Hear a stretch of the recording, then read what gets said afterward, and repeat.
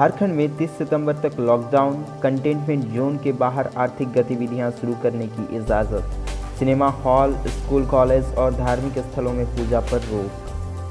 CM Hemant Soren ने लोगों से अपील की कि सरकारी नियमों का सख्ती से पालन करें और मास्क जरूर पहनें। Swimming pool, gym, entertainment park, bar, auditorium, hall पर भी पहले की तरह पाबंदी रहेगी।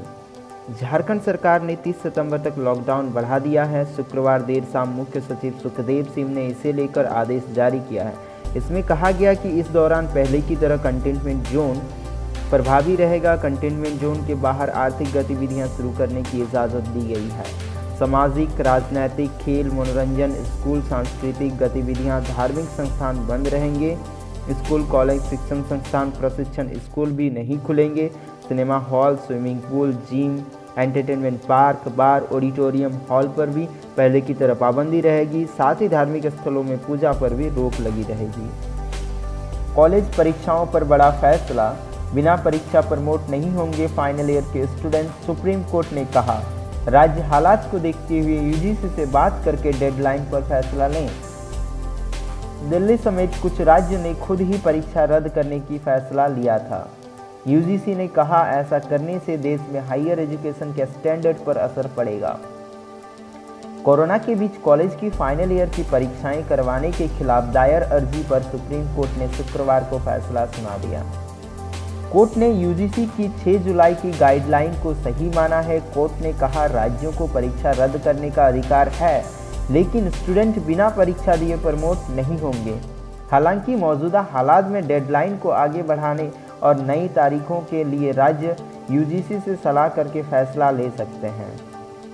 International day against nuclear test आज 75 साल पहले अमेरिका ने किया था पहला टेस्ट। उसके पास 1030 न्यूक्लियर वेपन्स। इजराइल ने कोई टेस्ट नहीं किया, फिर भी 80 एटमी हथियार।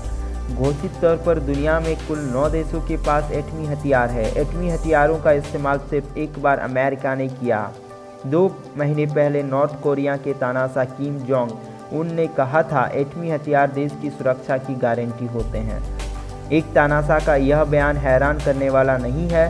शायद कई देश की सोच ऐसी हो सकती है, लेकिन ये भी उतना ही सच है कि एटमी हथियारों ने दुनिया को तबाही के मुहान पर ला खड़ा किया। घोषित तौर पर दुनिया के 9 देशों के पास एटमी ताकत है। कुछ देश ऐसे हैं जिन्होंने ये हथियार या तो हासिल कर लिए हैं या फिर उन्हें पाने की जद्दोजहद में जुटे हैं।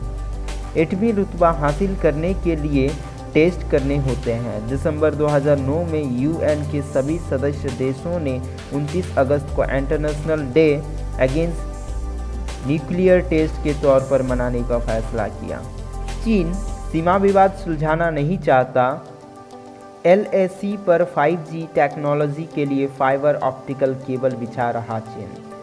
पेंगोंग त्सो झील के पास सैनिकों के लिए बैरक भी बना रहा। पेंगोंग त्सो और गोगरा हॉट स्प्रिंग इलाके से चीन अपना सेना पीछे हटाने के लिए तैयार नहीं। सीमा विवाद के बीच हालात सुधारने के लिए एक दूसरे के संपर्क में भारत और चीन। भारत और चीन के बीच सीमा विवाद को लेकर गतिरोध जारी है। इस बीच चीन ने लाइन ऑफ एक्चुअल कंट्रोल के आसपास 5G इंफ्रास्ट्रक्चर विकसित करना शुरू कर दिया है। यही नहीं, चीन की पीपल्स लिबरेशन आर्मी ने पेंगोंग त्सो झील के पास सैनिकों के लिए बैरकों के अलावा अन्य निर्माण करने में भी लगा हुआ है। लॉ स्टूडेंट की सराहनीय पहल, मानसी चौधरी ने की महिला अधिकारों से जुड़े भारत के पहले वेब पोर्टल पिंक लीगल की शुरुआत। वो कहती हैं, यह पोर्टल महिलाओं को उनका हक दिलाने में मदद करेगा। वो महिलाओं को कानून संबंधी जानकारियां देती है ताकि महिलाएं अपने अधिकारों के लिए लड़ सकें। मानसी को यह देखकर अफसोस होता है कि गांव की महिलाओं के साथ साथ शहर की शिक्षित महिलाओं को भी अपना अधिकार की जानकारी नहीं है। जुलाई 2017 में एक रात को लगभग 11 बजे थे। उस रात मानसी चौधरी ने अपने 25वें जन्मदिन की खरीदारी पूरी की। वह घर जाने के लिए जैसे ही अपने कार में बैठे तो कुछ लड़के उसके साथ छेड़छाड़ करने लगे। कार से उतरे 2 लड़कों ने मानसी को गालियां दी और धमकियां देना शुरू कर दिया।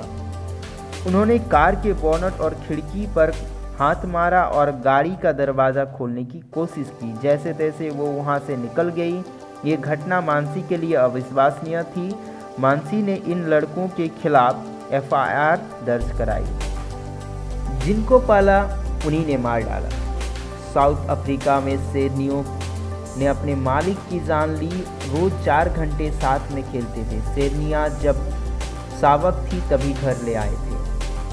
69 साल के वेस्ट मैथ्यूसन शेर के संरक्षण के काम से जुड़े थे। मैथ्यूसन रोज 3 से 4 घंटे शेरनियों के साथ समय बिताते थे।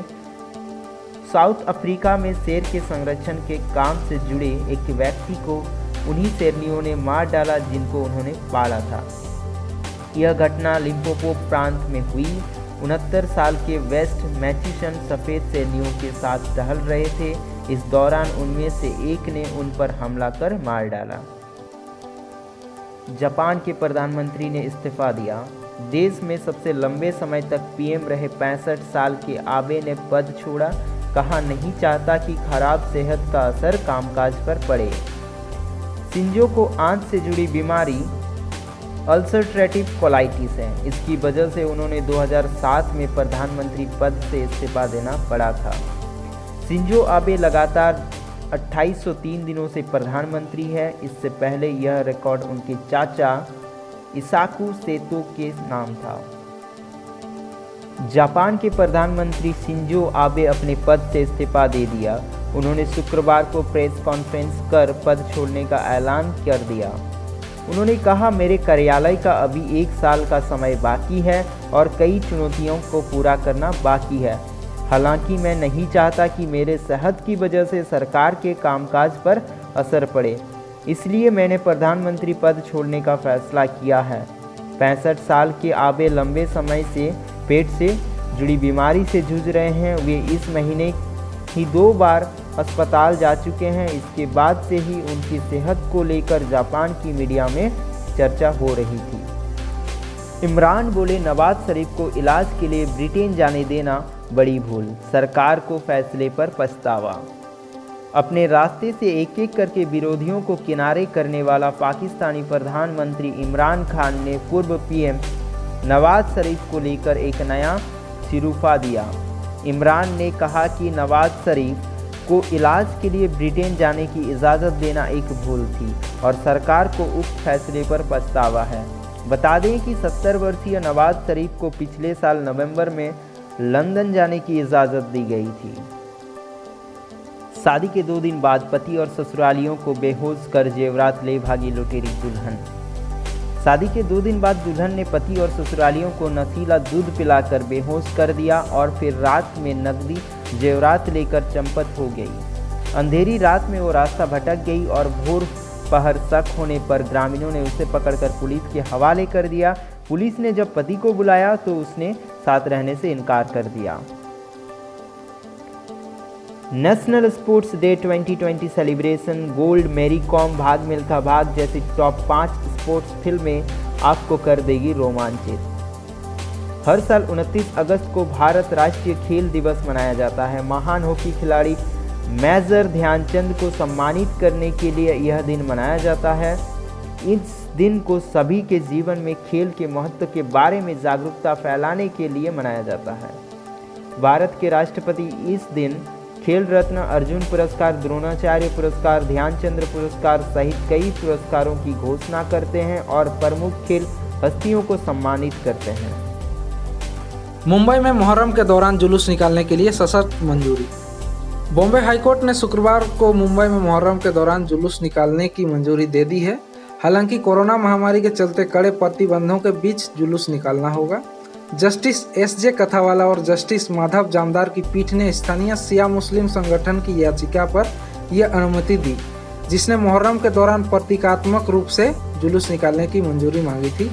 महाराष्ट्र सरकार और शिया संगठन ऑल इंडिया इदारा तहफ़्फ़ुज़ हुसैनियत के बीच एक समझौता हुआ, जिसके बाद दोनों कोर्ट पहुंचे थे। इसके बाद कोर्ट ने अपनी रजामंदी दे दी है।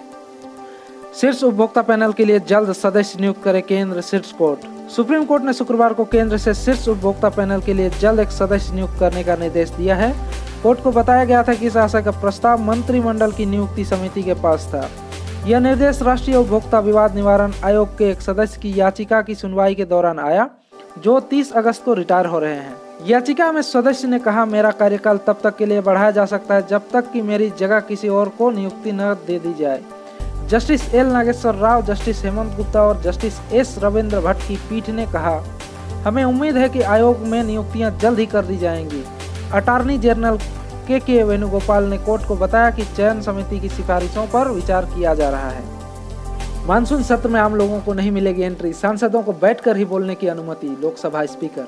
कोरोना के बढ़ते संक्रमण के बीच संसद के मानसून सत्र को लेकर तैयारियां तेज हो गई हैं। कड़े सुरक्षा इंतजामों और बदलावों के साथ जल्द ही संसद का यह सत्र शुरू हो सकता है। इसी को लेकर लोकसभा स्पीकर ओम बिरला ने सत्र से संबंधित तैयारियों को अंतिम रूप देने के लिए आज स्वास्थ्य मंत्रालय, एम्स, ICMR, DRDO एवं दिल्ली सरकार के स्वास्थ्य विभाग के विशेषज्ञों के साथ बैठक की। कर्नाटक में स्वाधीनता सेनानी संगोली रायन्ना की प्रतिमा लगाने पर तनाव। कर्नाटक के बेलगावी जिले के गांव में 18वीं शताब्दी के स्वतंत्रता सेनानी संगोली रायन्ना की प्रतिमा लगाने का एक वर्ग के लोगों ने किया विरोध। इससे तनाव पैदा हो गया। पुलिस को स्थिति को नियंत्रित करने के लिए लाठीचार्ज करना पड़ा। सूत्रों के मुताबिक रायन्ना के कुछ प्रशंसकों ने कर्नाटक महाराष्ट्र सीमावर्ती पीरनवाड़ी इलाके के एक चौराहे पर बृहस्पतिवार और शुक्रवार की दरमियानी रात को उनकी प्रतिमा स्थापित कर दी। विरोध करने वाले ज्यादातर मराठी बोलने वाले थे। विरोध के बाद यह समाचार आग की तरह फैल गई और उससे इलाके के लोगों के बीच तनाव उत्पन्न हो गया। विरोध करने वाले लोग वहां शिवाजी की मूर्ति स्थापित करना चाहते थे। राष्ट्रपति रामनाथ कोविंद पहली बार वर्चुअल माध्यम से देंगे खेल रत्न और अर्जुन अवार्ड। राष्ट्रपति रामनाथ कोविंद देश का सर्वोच्च खेल सम्मान राजीव गांधी खेल रत्न, अर्जुन पुरस्कार, द्रोणाचार्य पुरस्कार और आजीवन ध्यानचंद पुरस्कार शनिवार को खेल दिवस के दिन राष्ट्रीय खेल पुरस्कारों के इतिहास में पहली बार राष्ट्रपति भवन से वर्चुअल समारोह के जरिए प्रदान करेंगे। राष्ट्रपति इस साल 5 खिलाड़ियों को खेल रत्न, 27 खिलाड़ियों को अर्जुन पुरस्कार, 13 कोचों को द्रोणाचार्य पुरस्कार और 15 खिलाड़ियों को आजीवन उपलब्धि के लिए ध्यानचंद पुरस्कार वर्चुअल माध्यम से प्रदान करेंगे। इसके अलावा 8 लोगों को तेंजिंग नोर्गे राष्ट्रीय साहस पुरस्कार, 5 संस्थानों को राष्ट्रीय खेल प्रोत्साहन पुरस्कार और पंजाब यूनिवर्सिटी चंडीगढ़ को मौलाना अबुल कलाम आजाद ट्रॉफी प्रदान की जाएगी। Subscribe to our channel for more videos and press the bell icon for latest notification. If you like the video, please hit the like button and comment below.